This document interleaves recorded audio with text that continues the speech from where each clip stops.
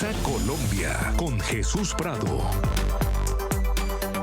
Hola, ¿qué tal? Buenas tardes, bienvenidos a Club de Prensa Colombia. Soy Jesús Prado y es un gusto estar en compañía de dos colegas periodistas colombianas para analizar también dos temas muy importantes dentro de la coyuntura noticiosa nacional. Pía Wohlgemuth. Ella es periodista, editora creativa en Cambio. Buena tarde, gracias por estar con nosotros aquí. Hola Jesús y Kate, muy buenas tardes y me alegra mucho estar aquí con ustedes hoy para hablar sobre los temas más importantes de la semana en Colombia. Así es, Catherine Leal, periodista de nuestra cadena aliada en Colombia, Noticias RCN también, gracias. Buena tarde, Kate, bienvenida. Jesús, Pía, a todos ustedes muchísimas gracias por la invitación y bueno, esto lo veía en la universidad, así que vamos a ver cómo nos va con esto. Va a salir bien, comenzamos. El primer tema de análisis tiene que ver con la presentación que hizo el presidente Gustavo Petro, el presidente de Colombia, en la Asamblea General de Naciones Unidas. Un discurso que tomó 41 minutos y es el último discurso del presidente Petro como presidente de Colombia. En septiembre del próximo año, cuando se realice la nueva Asamblea General de Naciones Unidas, Colombia tendrá un nuevo presidente y todo parece indicar, claro, que no será el presidente Gustavo Petro. Entonces, arranquemos por ahí. ¿Qué les quedó a ustedes dos de lo que pasó con el presidente Petro? No solamente, y podemos hablarlo más adelante, no solamente con el discurso de Naciones Unidas, sino también ese paso por Nueva York. Si quiere, empezamos con usted, Pía. Bueno, yo sí, Jesús, me quiero enfocar un poco en el discurso que claramente es lo más significativo o lo central de la noticia en cuanto a la visita del presidente a Estados Unidos en este momento.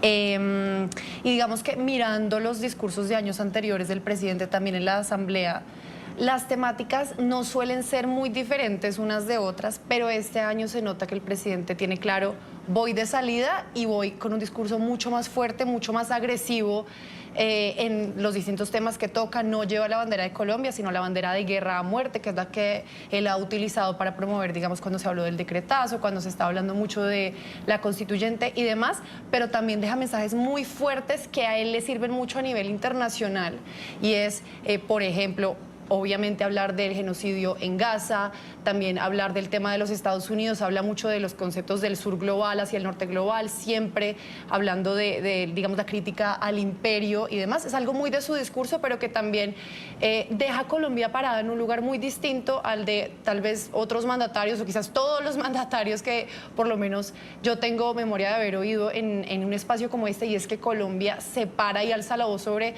un tema, por ejemplo, como el de Gaza, que hace unos años, cuando comenzó todo esto, los ataques de Israel en contra de Palestina, digamos después del 7 de octubre, lo que pasó con Hamas, que fue terrible también, la muerte de muchas personas, era un tema como que la gente no estaba hablando de forma tan contundente. El presidente lo hizo desde el comienzo, se criticó mucho quizás su torpeza en el tema diplomático, pero en este momento muchos dicen el presidente tenía razón desde un comienzo de condenar lo que estaba pasando, porque ahora ya se está hablando incluso desde Naciones Unidas de un genocidio. Entonces, por ese lado, creo que es muy importante lo que dice el presidente en ese tema específico. Una primera mirada de Catherine Leal y vamos a repasar algunos de los apartes más contundentes del discurso de Petro. Claro, yo creo que es importante hablar de lo que no dijo Petro.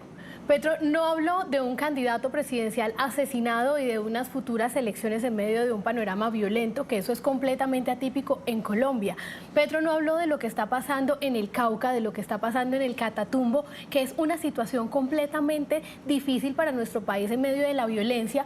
Petro no habló de lo que está pasando con los grupos al margen de la ley y el crecimiento de la coca y la derrota que está teniendo como gobierno en esta lucha contra el narcotráfico. Por el contrario, se fue a criticar a Trump, habló de Gaza, habló de los vecinos, pero ahí sí, como dice la Biblia, habló del que tiene la paja, pero no de la viga. Y o sea, de no verdad, revisó lo que estaba pasando en Colombia. Pero por supuesto era la plataforma para hablar de Colombia, para pedir, por ejemplo, a organismos internacionales que se vengan al país a ayudarnos en esta lucha contra el narcotráfico que nos está costando vidas. Que le hablara a las Naciones Unidas y les dijera, tenemos unas elecciones que pintan peligrosas, ya nos mataron un precandidato presidencial de derecha opositor, vengan y ayúdenos a ser garantes. Petro habló como un activista y como un candidato que sabemos que no está en ninguna plataforma, pero que sí va a ser coyuntural en las elecciones de 2026, y eso fue lo que se dedicó a hacer. Para repasar un poco y para traer elementos en esta mesa de análisis y conversación, quiero que recordemos lo que dijo el presidente Petro con respecto a Donald Trump. Lo atacó directamente y ahí tenemos que ser, vamos a revisar lo que dijo, pero tenemos que ser muy claros y muy concisos. Esto nos puede traer consecuencias. Escuchemos lo que dijo Petro sobre Donald Trump y entramos al análisis. Los jóvenes asesinados con misiles en el Caribe no eran del Tren de Aragua, que nadie quizás conozca aquí su nombre, ni de Hamás. Eran caribeños, posiblemente colombianos, y si fueron colombianos, con el perdón de quienes dominan las Naciones Unidas, debe abrirse proceso penal contra esos funcionarios que son de los Estados Unidos. Así se incluya el funcionario mayor que dio la orden, el presidente Trump. Decía antes de escuchar a Petro que las consecuencias podrían llegar de los Estados Unidos. Ya revisaremos también la respuesta que le ha dado el Departamento de Estado aquí en NTN 24 al presidente Gustavo Petro. Pero digo consecuencias porque él afirma, dice proceso, pide un proceso penal contra el presidente Donald Trump. Catherine. Pues siento que Gustavo Petro además se fue a defender a Maduro y creo que no le queda bien en un momento en el que Nicolás Maduro ni siquiera ya no es el dictador que se ha robado unas elecciones, sino que lo han elevado a narcotraficante y al líder de una organización criminal como es el Cartel de los Soles.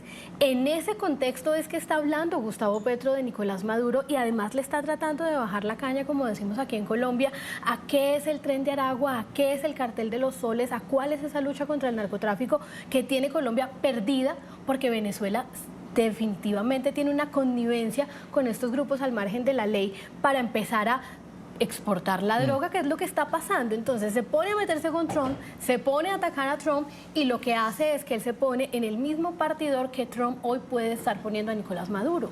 Pía, sobre el tema del proceso penal que anuncia, y yo no sé si esto tenga eco en las autoridades de Estados Unidos, ya vamos a escuchar a la portavoz del Departamento de Estado que le ha respondido a Gustavo Petro, pero sí quisiera conocer qué piensa del tema de lo penal que le puede venir a Trump, a petición de Petro. Digamos, en general, sobre lo que le dice Petro a los Estados Unidos en todo esto que usted dice, yo pienso que el gobierno de Estados Unidos, como lo dice la portavoz, ya lo vamos a ver, es que el presidente va de salida. No creo que Estados Unidos se lo tome tan en serio o que le importe tanto, más bien, sí, por fortuna.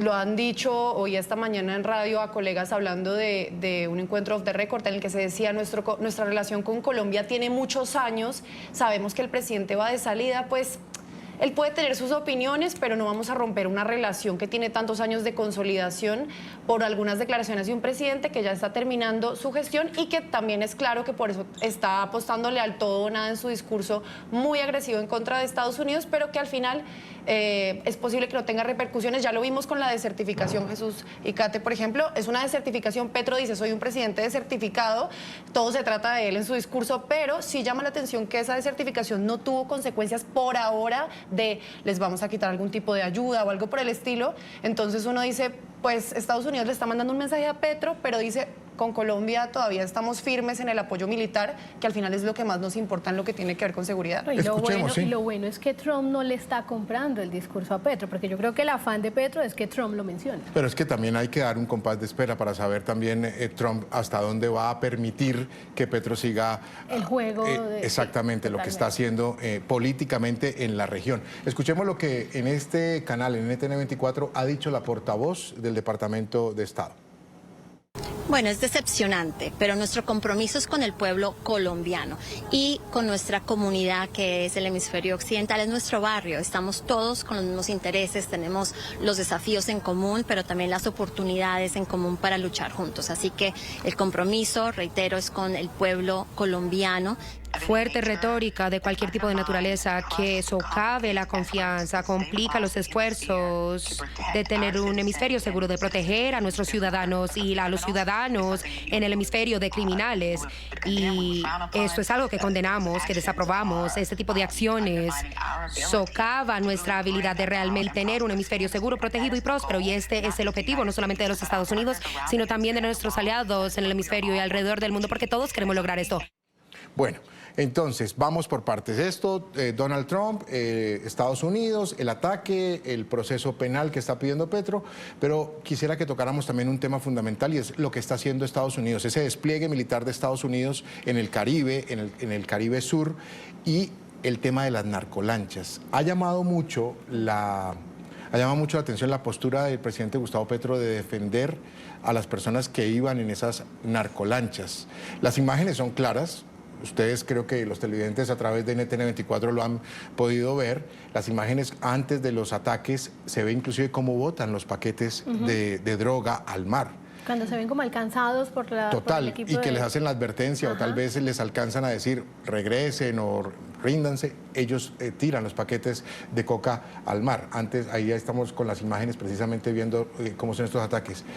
¿Qué creen ustedes que busca Petro al decir en Naciones Unidas que esta gente que va en estas lanchas no son narcotraficantes, cuando las imágenes tal vez son muy elocuentes? Pía. Digamos, no sé qué busca el presidente con esto, porque también el presidente dice que el Tren de Aragua en verdad es un grupo de... Sí, una banda, dice. Una banda, cuando en realidad hay decenas de investigaciones periodísticas muy serias en la región, no solo en Colombia, que muestran que el Tren de Aragua es una organización criminal consolidada y muy fuerte en América Latina. Sin embargo, es cierto que los grupos criminales que trafican droga también están en el tráfico de personas, y hay muy poca información sobre quién iba realmente en esa lancha, sin decir que no había coca. Él dice que podrían inclusive haber colombianos. Y la verdad es que, o sea, no es que haya un protocolo para el tráfico de personas, no sabemos si ahí va también migrantes y coca, no tengo ni idea. Lo que sí sabemos, y como lo decía Cata, es que el presidente se abstiene de criticar cualquier cosa relacionada con Nicolás Maduro, con la migración proveniente de Venezuela, si es que también, pues, estamos hablando del Tren de Aragua, del cartel de los soles. Entonces, es como una mirada muy de un solo lado, por supuesto, de la situación del tráfico de drogas ahí, pero sin ignorar que igual no tenemos suficiente información realmente de quiénes iban ahí. Kate, antes de la opinión suya, yo sí quiero que escuchemos lo que dijo Petro exactamente sobre el tema de las narcolanchas. Jóvenes en una lancha, si tuvieran un cargamento ilícito, no eran narcotraficantes, eran simples jóvenes pobres de la América Latina que no tienen otra opción. Los narcotraficantes viven en otra parte y no es en la América Latina. Trump lanza misiles sobre lanchas desarmadas de migrantes y los acusa de narcotraficantes y terroristas sin ellos tener una sola arma para defenderse. Catherine Leal. Creo que no es nuevo para nosotros como periodistas políticos ni como colombianos ver cómo Gustavo Petro trata de justificar este tipo de, no solamente de conductas, sino de grupos al margen de la ley. Lo ha hecho todo el tiempo en Colombia y lo hemos visto, por ejemplo, con iniciativas de paguémosle a este pobre muchacho $1 millón para que no dispare. Es el discurso de Petro. Petro no está diciendo nada nuevo ahí. Aquí, ¿qué es lo peligroso de lo que está pasando? Siento que Petro en esto está tratando cada vez más de seguir vinculando a Colombia con Venezuela en el tema de la droga, porque es que si bien hoy está la mirada puesta en Nicolás Maduro y el cartel de los soles, esa coca tal vez proviene de acá. Entonces, Estados Unidos, ¿qué es lo que puede llegar a pensar con esta defensa que empieza a hacer Gustavo Petro? Es qué está pasando entonces en Colombia y cuál es el interés de Gustavo Petro, no solamente de bajarle la caña a una organización que Estados Unidos la sube a un nivel de narcocriminales, de terroristas, de narcocriminales, con una... están dando dinero más que por el que se pudo ofrecer en su momento por Osama Bin Laden. Ese es el tono que le pone Donald Trump a esto es de una gravedad extrema.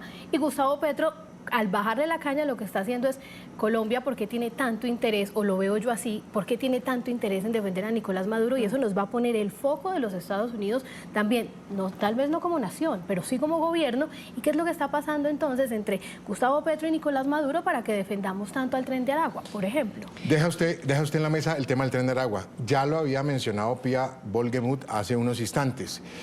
El Tren de Aragua, la relación del cartel de los soles, el tema de lo que está sucediendo en el Caribe. Vamos a revisar lo que dijo sobre el Tren de Aragua. La frase exacta creo que él dice que es una banda, que no es un grupo terrorista. Sí. Escuchemos aquí, la producción nos colabora para poner el tema de lo que dijo Petro sobre el Tren de Aragua y debatimos sobre eso. Mentira que el Tren de Aragua es terrorista. Solo son delincuentes comunes en forma de banda, agrandados por la estúpida idea de bloquear a Venezuela y quedarse con su petróleo pesado y ya venenoso. Los migrantes no son delincuentes, no tienen que llevarlos a campos de concentración ni expulsarlos encadenados. Petro mezcla un tema que creo que va a tocar Pía en el siguiente análisis, que es el tema también de la migración. Tren de Aragua y migración, Pía. Sí, me le salté antes mencionando esta frase del presidente, pero sí, y es hay algo que me llama mucho la atención siempre en los discursos del presidente Gustavo Petro, que sabemos que tiene una bandera muy grande en pro de la defensa de los derechos humanos, supuestamente, pero él habla, por ejemplo, del Tren de Aragua, de nuevo lo que decía Kate, hay una tendencia a defender o por lo menos a no cuestionar a Nicolás Maduro, pero nunca, jamás o muy pocas veces habla del drama que viven los migrantes venezolanos que llegan a Colombia. Esto igual no es nuevo, desde la campaña presidencial el presidente Gustavo Petro eliminó a este grupo de su discurso porque, claro, era un discurso muy fuerte y políticas reales, no solo discursivas, del presidente Iván Duque en la defensa de los migrantes venezolanos en Colombia, por supuesto motivado por una postura política, pero entonces Petro rompe con eso porque sabe que al legitimar el dolor que viven los migrantes venezolanos, está legitimando también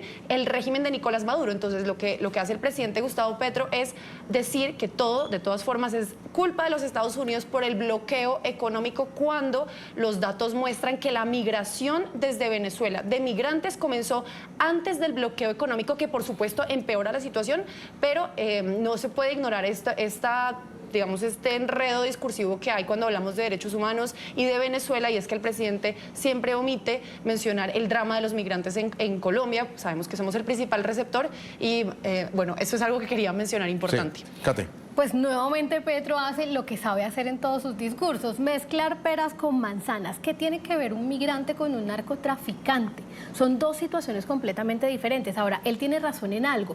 Son pelados pobres, utilizados, eso es cierto. Ese es el origen de todas las guerras y eso pasa en Colombia y pasa en Israel y pasa en Hamas con Gaza, pasa en Gaza con Hamas, o sea, pasa en todas las latitudes. Pero lo uno no quita lo otro, y es que desconocer la ley no te hace inocente. Si tú vas con coca a los Estados Unidos, eso es un delito y eso tiene sus consecuencias. Que tal vez Estados Unidos exageró al disparar la lancha, esto puede ser otra connotación o otra discusión. Pero creo que Gustavo Petro, al hablar de migrantes y de narcotraficantes como si fueran las mismas personas, está tratando nuevamente de enredar lo que él realmente quiere decir, y es la defensa, que finalmente termina siendo la defensa a delincuentes. Muy bien. Porque es que estamos hablando de delincuentes. Muy bien, vamos a hacer una pausa aquí en Club de Prensa Colombia. Tenemos un segundo tema de análisis y tiene que ver, los anticipamos ya antes de la pausa comercial, tiene que ver con una designación que ha hecho también Gustavo Petro, y es a 16 excomandantes paramilitares de las antiguas AUC, de las Autodefensas de Colombia, de las Autodefensas Unidas de Colombia, los ha designado gestores de paz. Vamos a hacer la pausa comercial. Regresamos en segundos. Seguimos en Club de Prensa Colombia y el segundo tema de análisis el día de hoy tiene que ver con la designación que ha hecho el gobierno colombiano de gestores de paz a 16 excomandantes de las Autodefensas Unidas de Colombia. Pese a que este grupo paramilitar ya desapareció hace 2 décadas, más de 20 años, ya no existen las AUC, y que ya habían renunciado también algunos de ellos a esa figura en junio pasado. Ya lo revisaremos más adelante. Los 16 gestores de las AUC ya habían sido antes o ya habían estado en esa figura o bajo esa figura, y ninguno de estos, según lo que se ha podido conocer, va a salir de la cárcel. Veamos mejor, ahí lo tienen ustedes en pantalla, lo que ha dicho el presidente Gustavo Petro sobre esta designación. Los 16 gestores de las AUC ya eran gestores antes y ninguno por esto saldrá de la cárcel. El objeto de esta mesa de paz es terminar el proceso que Uribe dejó inconcluso. Nunca los puso presos, sino que los extraditó y no los dejó decir la verdad. Al contrario, se apropiaron de tierras que ellos se habían apropiado algunos amigos suyos, Paloma y de Uribe y de Duque. Yo no los extradito como Uribe, pero quiero que digan toda la verdad y la JEP lo reciba. Esto es Gustavo Petro. El decreto, regresamos con nuestras invitadas. El decreto es la resolución es la 327, la firmó el 21 de septiembre, antes de irse a Nueva York, eso fue el domingo, salió la resolución con fecha de domingo, y deja esas funciones de intermediación y construcción de paz. ¿Qué les queda a ustedes dos? Había empezado el segmento anterior, Pía, así que Kate puede empezar sobre esto, una primera mirada para ya entrar con los nombres, las repercusiones, hacer algo de historia, porque quizás muchos de los televidentes en este momento no tienen en la mente exactamente conocer quiénes son los 16, Kate. Pues creo que a falta de un proceso fallido de paz, muchos. Gustavo Petro dijo que iba a sentar al ELN en 3 meses y no lo logró, está hablando con el Clan del Golfo, está hablando con las disidencias de las FARC, que se supone que al haber estado ya parte de un proceso no podían tener otra vez un estatus político, porque eso es lo que pasa cuando lo sientas en una mesa de diálogo, le das un estatus político al interlocutor, y ahora lo vuelve a hacer con estos exparamilitares, que ya venían de procesos, que ya han estado en un proceso de negociación, de supuesta paz, donde ya se supone han aportado una verdad, y coincidencia que hoy dicen una verdad y ayer habían dicho otra. Entonces pareciera que se está tratando de acomodar versiones y de seguir jugando al cuento de la paz total. Y digo al cuento de la paz total, Jesús, porque es que no ha resultado ningún proceso. Por el contrario, vemos a unas disidencias que están sentadas en la mesa pero que están matando policías, a un Clan del Golfo que está en Qatar con, no sé, no me quiero imaginar los beneficios de un país como esos en los que viven, pero que siguen delinquiendo. Un ELN que está fragmentado, o sea, la misma película repetida sin ningún final. Por el contrario, perpetuando un círculo vicioso entre delincuentes y el gobierno que les da un estatus político. Me parece que no va para ningún lado. Pía. Bueno, hay una cosa importante que quisiera decir, y es que el presidente Gustavo Petro, cuando anunció esto, que fue hace ya meses, y recordemos que hace 3 meses se suspendió porque estos jefes exparamilitares dijeron que no se la estaban llevando bien con Oti Patiño, básicamente, la idea del presidente, por lo menos hacia afuera, era cerrar el proceso de Santa Fe de Ralito. Recordemos que este proceso de paz tuvo como resultado la desmovilización de casi 32.000 personas, y algo que Salvatore Mancuso, exparamilitar, le dijo al director de Cambio, Federico Gómez Lara, en una entrevista hace 3 meses, cuando ellos suspendieron la mesa, es que ellos ya no tienen más verdad para contar. ¿Por qué? Porque ellos fueron extraditados los jefes paramilitares que usted mencionaba antes, si no estoy mal, pero desde Estados Unidos alguien como Mancuso estuvo hablando sin parar durante 15 años o más con la justicia, y entonces él dijo en la entrevista, yo no tengo más verdad para aportar. Es confuso cuando se habla de eso. El gobierno habla de también la reconstrucción del tejido social, que para mí siempre es un concepto súper raro porque nadie entiende qué quiere decir eso, pero sí se habla también de la reparación para las víctimas, y también, leyendo también a mis colegas de otro medio, decían que un poco el objetivo del gobierno también es ver qué pasó con los desmovilizados en ese momento, porque algo que sí pasó cuando ocurrió esta desmovilización tan grande de miles de personas es que,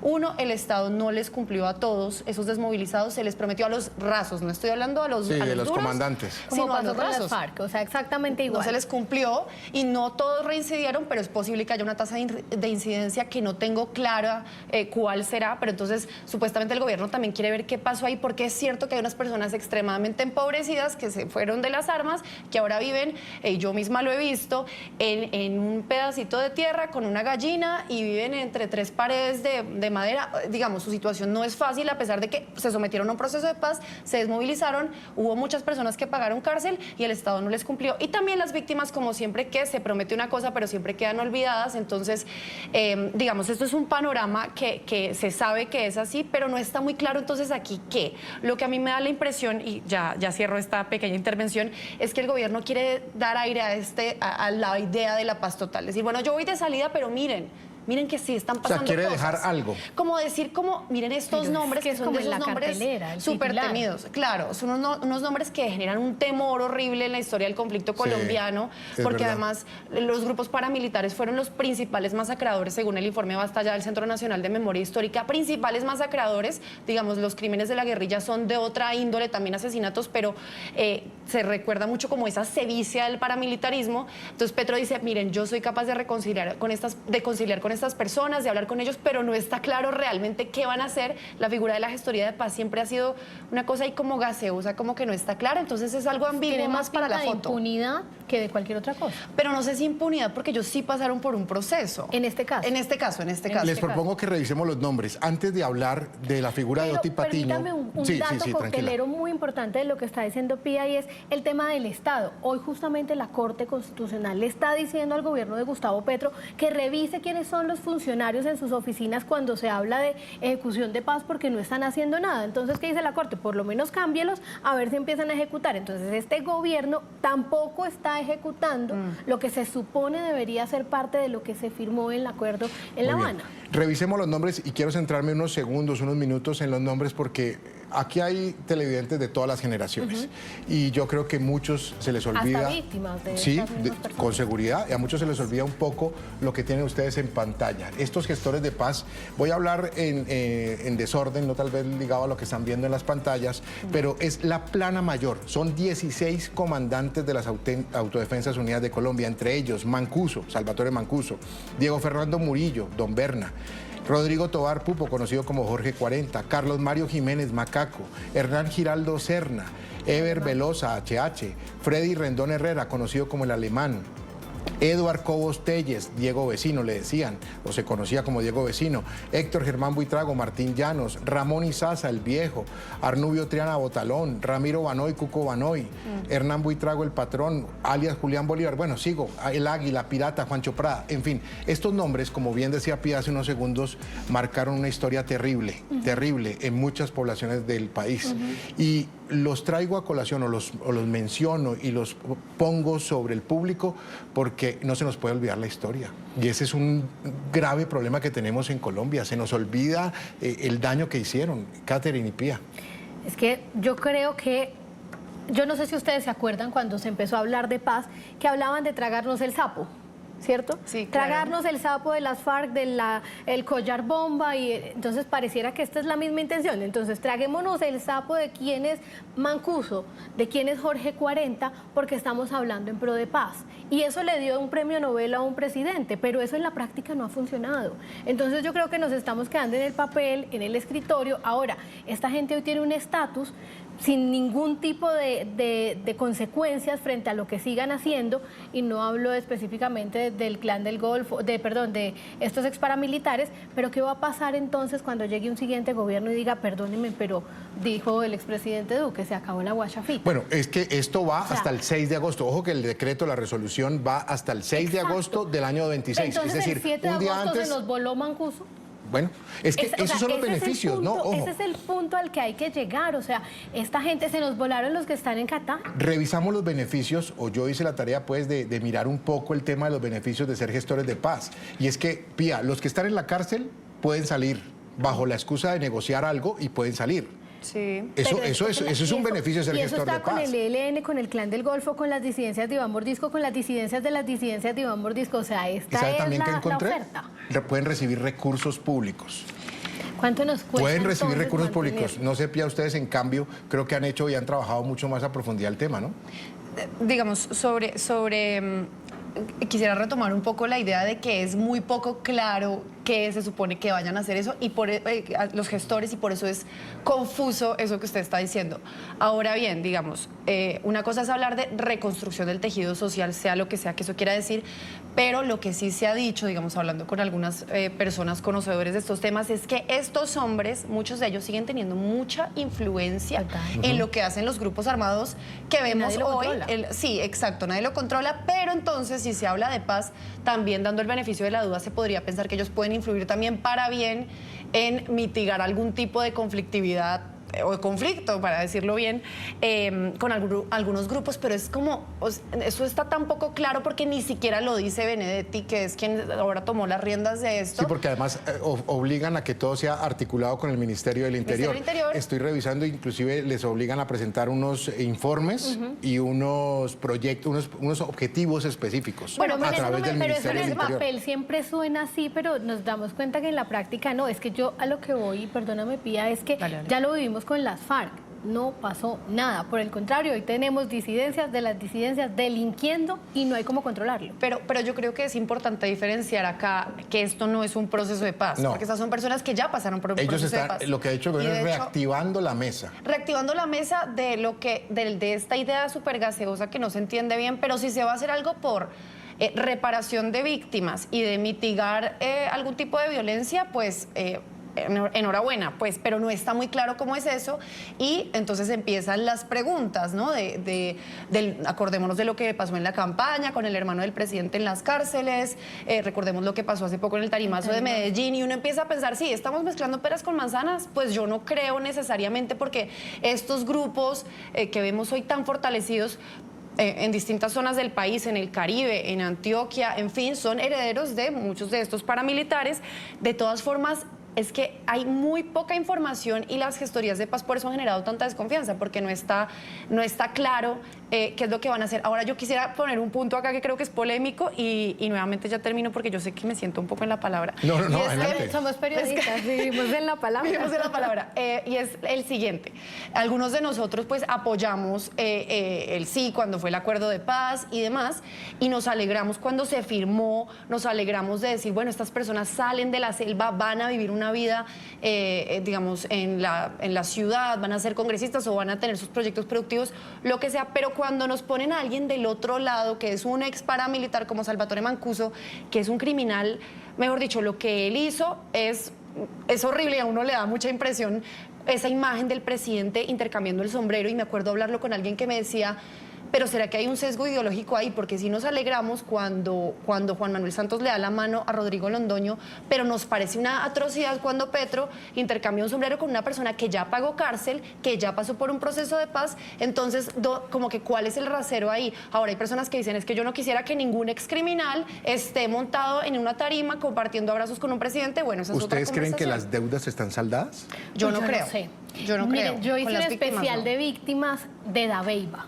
Dabeiba, que fue blanco de guerrilla de las FARC, paramilitares y hasta del ejército por falsos positivos. O sea, a Dabeiba le cayó la roya, como diríamos acá en Colombia. Y yo hablaba con la mamá de un falso positivo que además era militar. O sea, una señora que un militar le mata a su hijo militar y lo hace pasar por guerrillero. O sea, el peor escenario. Y la señora dice, recibo la verdad, pero luego dice, es lo que hay. Entonces, ¿realmente la verdad significa reparación para la víctima o termina conformándose con que pude encontrar a mi hijo? Porque la señora es que ahora decía, ahora tengo a mi hijo en mi casa. ¿Qué es tener a su hijo? Los huesos. Pero porque los puedo sacar de una fosa. Exacto, Entonces, ¿cómo que reparan? sí es completo, exacto, no pero siempre. el Bienes, tema... porque tampoco hay, en el proceso con la SAUCE, tampoco han devuelto bienes. Eso es lo que más se dice. Pues si no lo han Tampoco devuelto, los han las FARC devuelto. que tienen un premio Nobel de por medio. Y no Hace han 8 hecho días nada. en este espacio, ese tema lo tocamos en esta misma mesa, y un dato revelador es que las FARC apenas han devuelto 1 billón. Imagínate. 1 billón de pesos en bienes. O sea, y uno los ve. Yo no puedo juzgar a Rodrigo Londoño por haber ido al Congreso, porque lo hizo muy bien y maravilloso, Rodrigo Londoño, pero y toda la cadena que está detrás. Es que, insisto, hay disidencias de las disidencias. Y es que La disidencia Iván Mordisco tiene disidencias. nos falta ¿Quién tiempo. controló eso? Claro, nos falta tiempo porque un papel fundamental o un elemento fundamental de debate tiene que ser el papel de los gestores. Y yo creo si que son el necesarios. papel de los gestores, exactamente, para allá iba. Pía, ¿usted cree, para un sí y no, antes de irnos a la pausa, que se necesitan de verdad estos gestores de paz? Lo que le salga al Depende. corazón. No, yo diría que depende si nos dicen claramente de verdad qué es lo que van a hacer, sin ideas rimbombantes, sino ABC, punto 1, punto 2, de qué es lo que van a hacer. Catherine, ¿se necesitan o no se necesitan? Definitivamente no. Petro está usando la figura de gestores de paz para buscar sacar de la cárcel a todo el que le convenga. Lo hizo con la primera línea, lo hizo con disidencias de las FARC, lo está haciendo ahora con el Clan del Golfo, con los ex paramilitares. Entonces se volvió una palabrita con la que él está no sé qué haciendo, pero no paz. Recta final, hacemos una pausa, regresamos para las conclusiones. Estamos llegando al final de Club de Prensa hoy, Club de Prensa Colombia. Vamos a hacer el espacio de conclusiones, vamos a dividir los minutos que nos quedan en los dos temas. La primera conclusión sobre la presencia de Petro en la Asamblea General de Naciones Unidas, y cerramos con el tema de los ex paramilitares. Para cerrar el tema de Petro en Nueva York y teniendo un poco todavía en duda lo que va a traer él, porque él tiene esta tarde y va a tiene marchar en encuentro. Miami. No, está marchando en Nueva York. Eso, no Está sé. marchando en Nueva York. Marchar. Tiene esta tarde encuentro con Guterres, con Antonio Guterres, el secretario general de Naciones Unidas. Roger Waters también. Y también se va a reunir con Roger Waters, exactamente. Sí, nos faltan algunos elementos de análisis de Petro, pero ¿qué les queda? La conclusión en un par de minutos ustedes. Dale, Katy. Pues en cuanto al discurso general de la ONU, creo que Petro sabe la plataforma que es pararse en las Naciones Unidas, lo aprovechó. Si fuera un presidente lúcido y contundente, tal vez en 10 minutos hubiera podido decir mucho, por ejemplo, con el genocidio en Gaza, que creo que raramente tengo coincidencias con Gustavo Petro de lo que dijo ahí.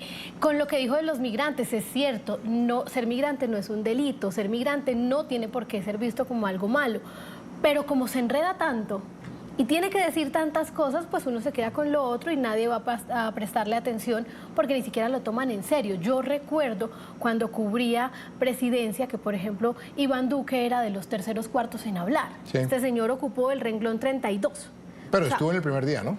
Que eso también dice mucho. Pues sí, pero en el renglón 32. Y no es el presidente al que todos van a escuchar. Siempre hay un presidente al que van a escuchar. Evidentemente este no lo era. Entonces, conclusión, evidentemente Petro sabe lo que significa hablar ante la ONU, pero desaprovechó unos 40 minutos en los que hubiera podido dejar a Colombia en el mapa, y repito, donde un candidato presidencial fue asesinado en medio de una campaña presidencial. Pía, conclusión. Bueno, yo ahí sí difiero. Yo creo que Petro sí nos ha puesto en el mapa a la fuerza, como sea, con el tema de Gaza. Que es algo que me parece positivo, que él se pare duro con el tema de Gaza desde el sur global, desde América Latina. También valoro un poco como exigir respeto desde lo que llamaría el imperio hacia Colombia y hacia la región. Cosas que me parece que fallan: no cuestionar el régimen de Nicolás Maduro, no hablar de los derechos humanos de los migrantes, pero sí de los migrantes que salen hacia Estados Unidos. ¿Qué pasa con los migrantes que llegan de Venezuela acá, que también la pasan tan mal? Otra cosa que no habíamos mencionado, y es alabar a Joseph Stalin, una persona que pues se dice, digamos, hay cifras, pero hay 7 millones de muertos bajo su nombre. Él promovió una hambruna en Ucrania, el Holodomor, en fin, o sea, digamos que idolatrar a Stalin es algo hasta muy ofensivo para muchas personas. También es una oportunidad desperdiciada para hablar de qué ha hecho él, de Colombia, dejar a nuestro país en alto. No lo hizo tanto, pero, y recordemos también, o algo que salió en estos días en medios colegas, y es que se quiso promover desde la presidencia de la República y desde el gobierno una campaña de Petro como líder mundial. Entonces ahí vemos la intención. Sí. Petro aprovecha este escenario internacional para volar y aprovechar ese escenario que le queda tan bien a él. Se nos acaba el tiempo, no alcanzamos a concluir el otro tema. Tengo que hacer la pausa, a ver si alcanzáramos después de la pausa a tener unos segundos sobre el tema de los paramilitares, pero quiero irme antes de la pausa con un sí o no. ¿A ustedes les gustó la guayabera de Petro? No. ¿Sí o no? No, ¿sí o no? No, y no estaba planchada ni siquiera. Ok, no. Pía. No. No era la guayabera, ¿no? Pues, no. Es que la de Gabriel García Márquez estaba almidonada, por lo menos planchera. Hacemos la pausa, regresamos. Por lo menos.